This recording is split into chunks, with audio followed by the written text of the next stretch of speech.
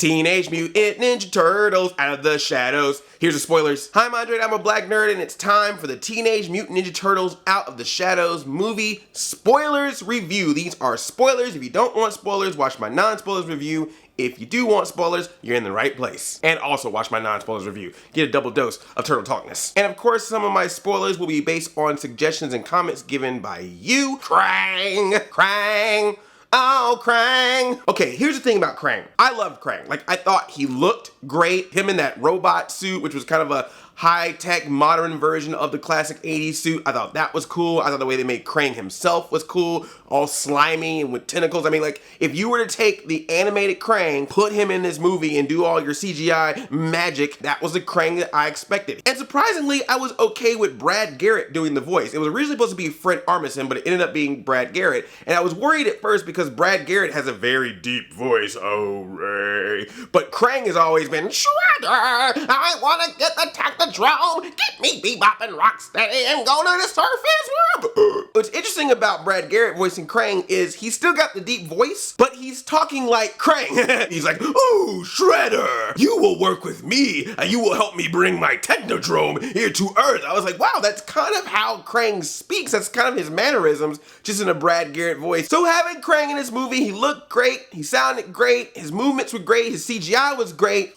The only problem with him is we didn't really need him that much. I really thought Krang was going to be like a third act reveal or maybe even an after credit scene to set up a third movie. But you see Krang very early in this movie. And that was when I was talking about in my non-spoilers review. I was saying that if you don't understand Ninja Turtles, if you don't have the classic 80s cartoon ingrained in your brain and know all the knowledge about it, that first time you see Krang, I could feel people in the audience going, what is going on right now? Krang at the beginning literally comes out of nowhere. If you would have set him up throughout the course of the movie, if you would have said that Shredder had this mutagen, he got it from a special source, we're finding little bits and details along the way, and on the third act reveal you go, oh, Shredder got this mutagen from an alien and now he's here to attack. Boom, that kind of makes sense. You set up, you're led up to it. But when you have Shredder just show up right at the beginning to Krang, and Krang's like, yeah, I'm Krang, I'm going to be in the third act. I mean, that's pretty much what he did in that first part of the movie. He's like, I'm Krang, I'm gonna be the big bad guy in the third act. Here's some exposition for you to do your movie, but just know that after a matter of time of you enjoying this film, I'm gonna come back and I'll be the villain in this here picture. So I don't think you needed that first scene. That first scene should not have happened. The Turtles on top of something, fighting a robot with a brain inside this time, as opposed to a robot with a shredder inside this time, because that's what you do in these types of movies. Krang, of course, gets sucked back into Dimension X, and of course is yelling, I'll be back, Turtles, I'll be back, and I don't know, that box office might, if that box office doesn't get better, you might not be back, Krang. You'll be back on the animated series. The other bad reason for Krang to be in the beginning is it kind of downplays Shredder. I felt like Shredder was really underused in this, especially at the part when he finally gets all these three pieces. Basically, Krang sends him on this mission to find these three pieces of a device that's going to open up a portal to Dimension X, which is another one of these things of like, all right, we got to go on the item finding mission. We got to find this piece in this location and this piece in that location. I was like, didn't I see this in Jim and the Holograms? And then, of course, when he finds all the pieces and like, yes, we'll rule the world together, Krang's like, nah, fool, it's all about me, and freezes Shredder, and then Shredder goes away. And I was kind of bummed by that because I really liked Brian T. as Shredder. I thought that he was great. I really wish that he was the Shredder in the first movie. I also wish that Rocksteady and Bebop was in the first movie. If Shredder, the Shredder that we have now, and Rocksteady and Bebop were part of the first movie, then I think you could have had more Krang in this movie. But I feel like with this one, as much as I liked how Krang looked and as much as the way I liked how Krang acted in this movie, I think it should have been focused more on this new Shredder, Rocksteady and Bebop, and having them really fight the Turtles, and that's your end piece, is Rocksteady and Bebop fight the Turtles. That could have been your third act. And then it all could have been set up with Krang being the commander. You know, he should have been like the Thanos figure that came at the end and was like, all right, I guess we're going to go to space and come back with some rock soldiers. And then maybe the rock soldiers at the time are fighting the Triceratons, so they bring their whole battle. And then you have the Triceratons and the rock soldiers fighting each other, and the neutrinos can swoop in on their flying car. They downplay my man Shredder. Like, Shredder should have been front and center in that final act, and I can't believe Krang just froze him and put him away. That was just wrong. But I was looking really hard at that scene. There's a scene where Krang freezes Shredder. Shredder goes down inside the Technodrome. Looks like it's part of what Krang calls his collection. And it goes really fast. This is why I hate watching movies in 3D, because it's hard for me to focus, because I was like trying to look around and see like there's some Easter eggs in here somewhere. I can tell, I can feel it. My Easter egg senses were tingling, but I couldn't see anything because these dang old glasses. I have to wear my 3D glasses, and then I gotta wear my regular glasses underneath my 3D glasses. It's the most uncomfortable thing in the world. So I was trying to see what collections he had, and I couldn't. Some people said they saw a Triceratops in there. There's somebody even said they saw Usagi Yojimbo in there. I don't know. I'm pretty sure that's one of those scenes that when I get the DVD, I'll probably freeze frame it, or people will probably freeze frame it and be like, oh, here's a circle and an arrow, letting you know what's here. Secrets you might have missed from Ninja Turtles Out of the Shadows. Everyone's gonna have their videos about that. Other Easter egg that Tyler DeBoer found, I wanted to know if you spotted the quick reference from April's fake ID. Apparently her fake name on the ID was Renette Tilly, which is nice because Renette, of course, the time traveler from the Turtles lore. They mentioned neutrino. Did you hear that one of the things that Donatello said? He said that there's some neutronium or something like that. I was like, he got that for neutrinos. I know what's going on here. That's a reference. There's a lot of references.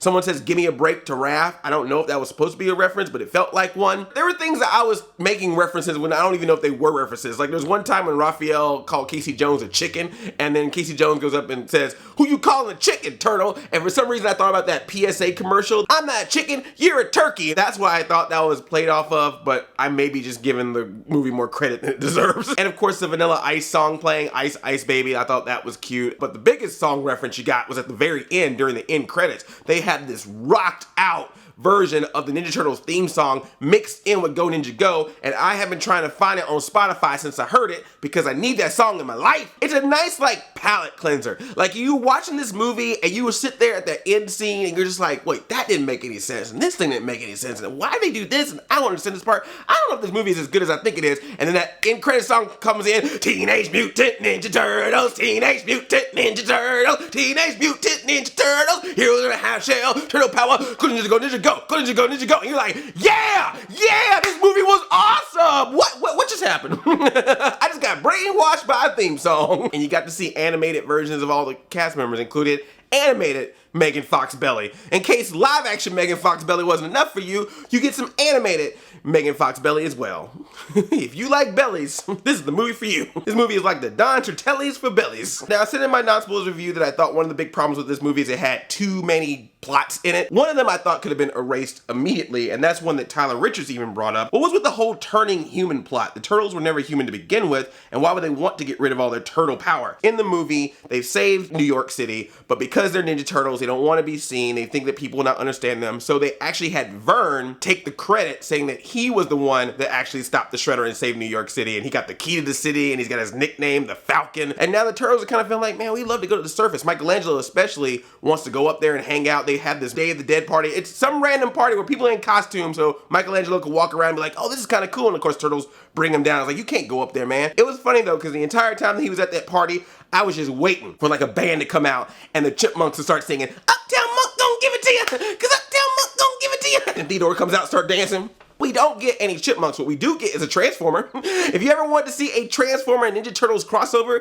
you kind of get it in this movie. There's a part where a guy drives up looking like Bumblebee, and of course they make that sound.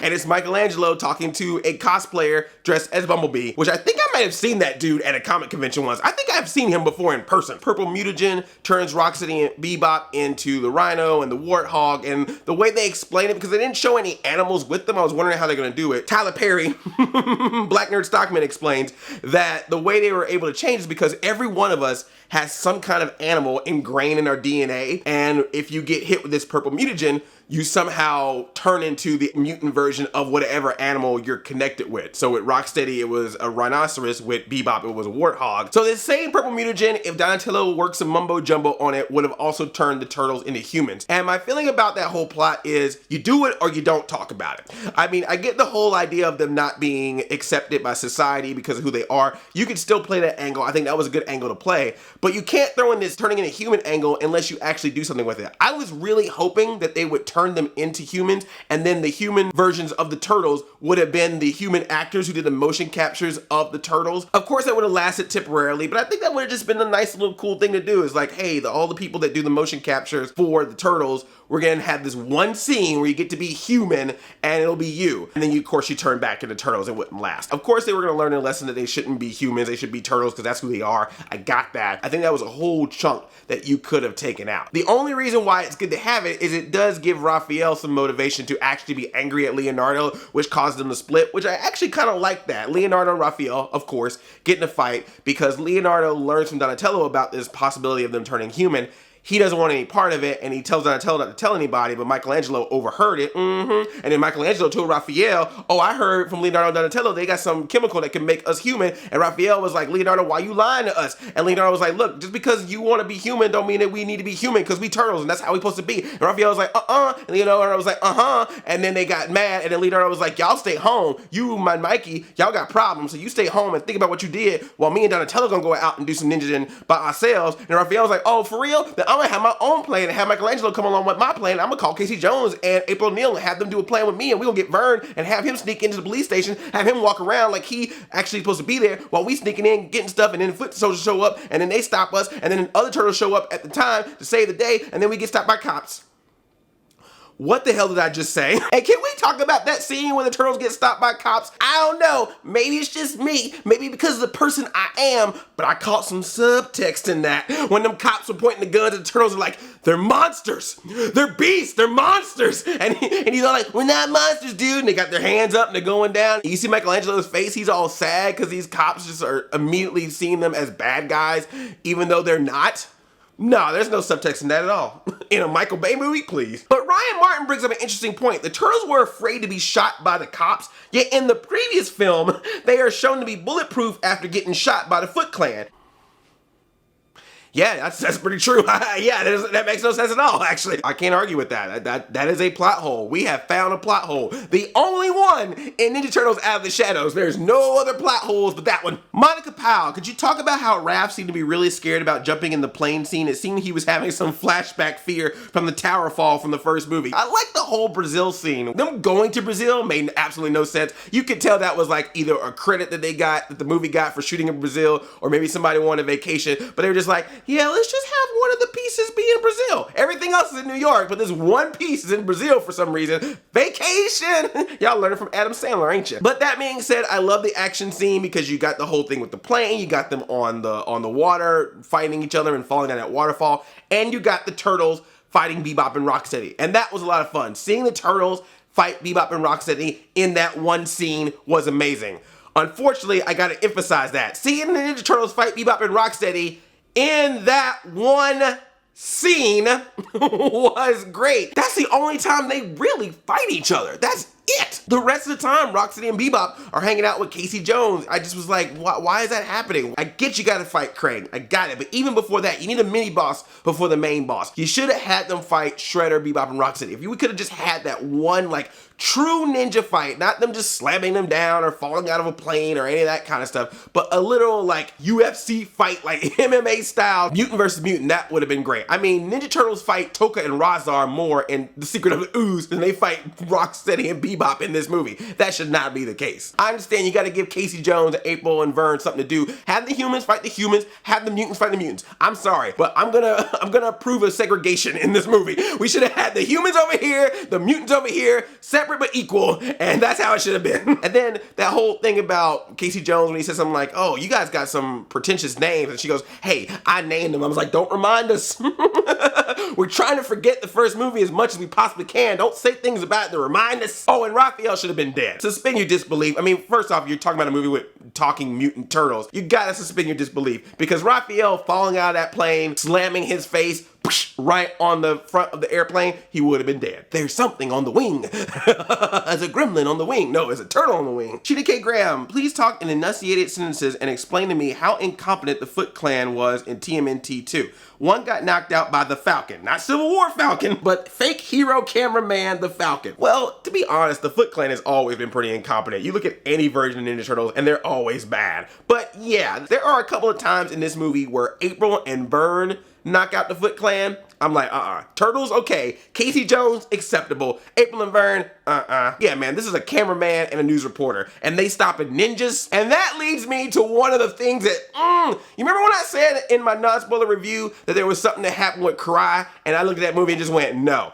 that's impossible. April just straight up knocks out Karai. Freaking Karai, first off, only gets like 2 lines in the entire film. She's in the entire movie standing stoic in the background, delivering information to Shredder every once in a while, and that is it. I was just waiting for her time to shine. She gets in one little fight, knocks Vern out, and then April grabs something like a suitcase that doesn't even like look too heavy, and knocks her out. And I'm just like, no. Karai would have done one of those things like in the cartoons where she would have sliced the sword around and looked like it never touched April, and then she just would have split up into like 10 pieces. That's what Karai would have done. There is no way. You cannot tell me that Karai, the second in command to Master Shredder of the Foot Clan, is gonna be stopped by April O'Neil. No, I will give you like one dumb foot soldier that can't see out of his costume that April sneaks up and knocks out.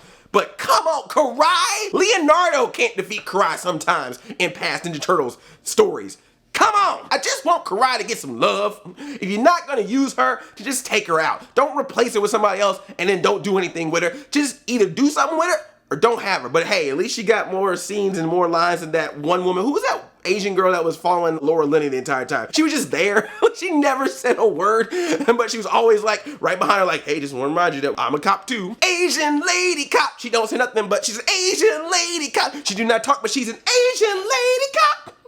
Behind Laura Linney. Kel McGowan, I'm with you right here on this one. Let's have a big rant about how Judith Hoag's cameo didn't make the cinematic cut. I mean, why have her standing quite clearly in costume on the set in New York in broad daylight talking to cast members to then not have her in the film? Why keep in pointless cameos from basketball players and models if you're thinking to cut out the original film April O'Neil? So backstory on that. Early on in the production of Teenage Mutant Ninja Turtles Out of the Shadows, a photo had surfaced that showed Judith Hoag, who played April O'Neil in the original 1990 Ninja Turtles movie. It was assumed that meant that she was going to be making a cameo in the film, probably as like April's boss. So it's like, oh, the April O'Neil from the old movie is now the boss of the April O'Neil in this movie, which I think would have been a great, I think in 1990 fans would have loved it. And it wasn't in the movie. It's not in the movie at all. So I don't know if that was just, she was just visiting the set that day, or she was in New York that day and just happened to walk by on the set, or if they really did film a scene with her that got cut. Really? You really going to do that to the 1990 April O'Neil? There is no need to do that. That was wrong.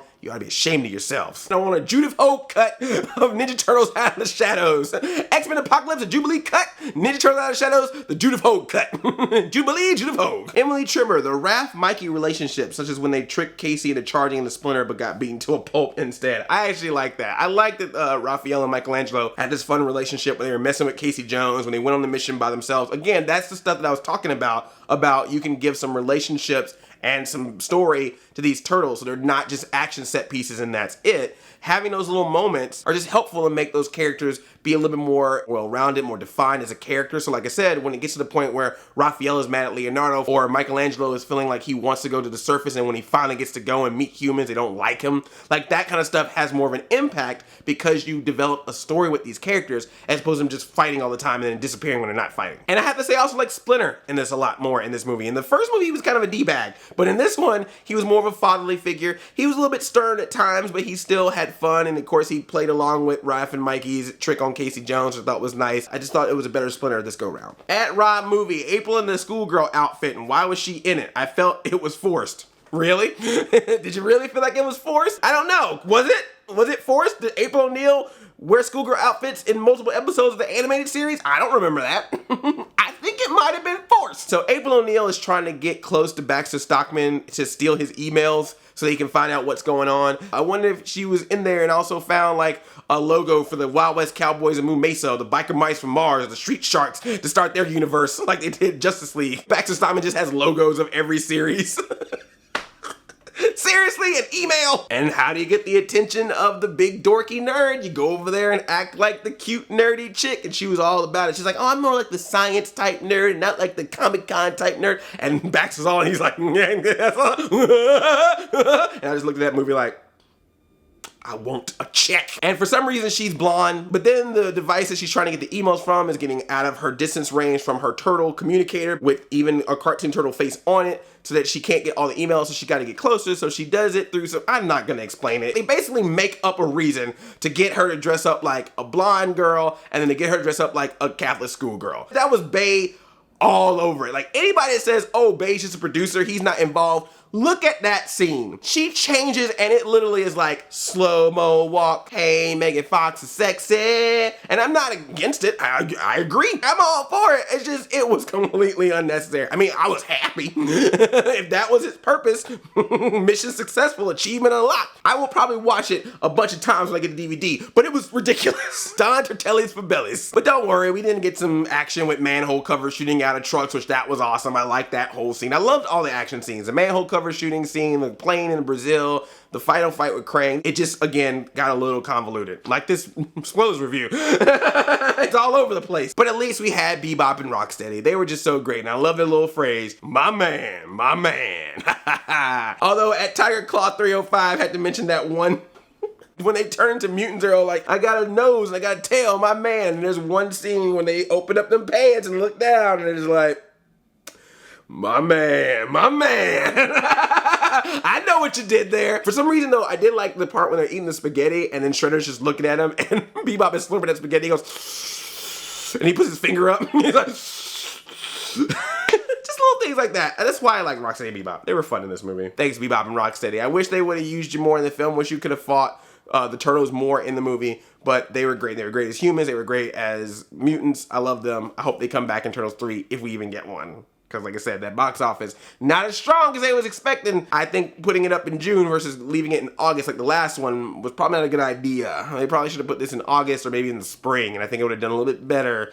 Having it out right now when we just still are riding off the heels of that Civil War, when the Angry Birds are making a bunch of money, it's really tough right now for them turtles. So at the end of the day, it's better execution of the characters, but just not as good of an execution of the story. If the story was just a little bit stronger, I think this would have been a great film, but I think it's that story that's made it be very split, because you got the people who are like, hey, I know the story is bad, but at least the turtles and some of the elements that I wanted in a Ninja Turtles movie like Rocksteady, Bebop, and Krang are here, so I'm at least happy about that. And then you got the people who are like, well, as great as all that stuff is, it doesn't excuse the fact that this story is really all over the place and convoluted and stupid. And you know what? I see both sides. I personally had fun with it because I did get a little bit of nostalgia from it. I did appreciate the fact that they gave the turtles more focus. I did appreciate the fact that they brought in Rocksteady and Bebop. I did appreciate the fact that they brought in Krang, although I don't think they should have used Krang as much as they did. So that stuff I can appreciate. But yes, if you ever sit here and tell me that there's some problems with this story or a lot of problems with the story, I'll be the first one to agree with you. I'm okay with accepting the fact that as much as I enjoyed certain things about this movie, I cannot deny, I will not have my nostalgia glasses on and not notice that there are some issues with this story. Someone else needs to hit the script on these turtle movies. I gotta be honest, as much as I love Ninja Turtles, sometimes watching Ninja Turtles in this form, this live action CGI form, kind of shows you how ridiculous this whole thing is. When you see Krang on the big screen, you're just like, yeah, this is kind of silly. All this fighting and arguing about keep the turtles pure. You look at that, you're like, nah, man, this is pretty ridiculous. Let's just enjoy it for what it is. Whatever. Let me know if I missed any spoilers in the comments or just what you thought about the movie as a whole. Thank you so much for taking this journey with me once again to another Ninja Turtles movie. I love you like a play cousin. I'm Audi 5000. My man, yomp.